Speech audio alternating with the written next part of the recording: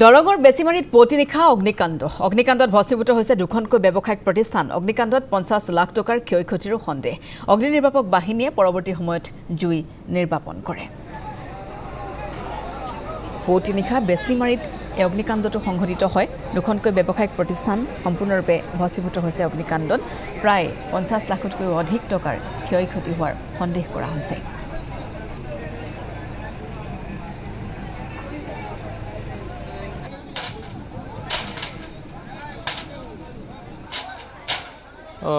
এই যোৱা ৰাতি আমাৰ ওচৰৰে দোকান এটা তাৰমানে জুই লাগিছে। মই ৰাতি 12টামান বজালৈকে দোকান কৰিছোঁ। কৰাৰ পিছত ঘৰত গৈছোঁ। ঘৰত যোৱাৰ পিছত মোৰ মোবাইলত ফোন মাৰিছে যে জুই লাগিছে। মই দৌৰাদৌৰিকৈ আহিলোঁ। আহি চালোঁ যে দোকান পুৰি ছাই হৈ গ'ল। এটা কাপোৰৰ দোকান আধাখিনি গুচি গৈছে আৰু এটা টেইলৰিং আছিল, সেইটো গোটেইখিনি কাপোৰ চাপোৰ গুচি গৈছে, পুৰি ছাই হৈ গৈছে। আৰু এটা পাৰ্লাৰ আছিল, পাৰ্লাৰটো 50% আছে আৰু 50% গুচি গৈছে, পুৰি গৈছে। এতিয়া ৰাতি এটা বজাৰ কথাটো এতিয়া মই ভালকৈ ক'ব নোৱাৰিলোঁ কি হয়, এইটো পিছত দেখা যাব কি হ'ল বস্তুটো। এনে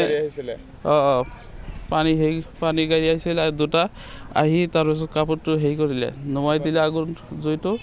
তাৰপিছত আৰু মানুহ আহিলে, ইয়াৰ ওচৰৰ মানুহবিলাক আহি কৰিলে, সহযোগিতা কৰি আগুনটো নুমাই দিলে। কিন্তু পাৰিছে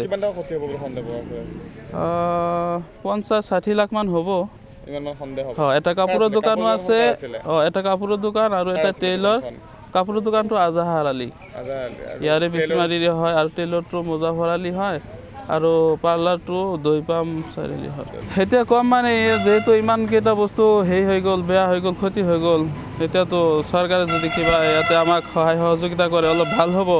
কাৰণ বস্তুখিনি একেবাৰে নোহোৱা হৈ গৈছে, একোৱে নাই, ধৰিব লগা হ'লে একোৱে নাই। এতিয়া বেলেগ কিবাতো উপায় নাই যে আমি কিবা কৰিম।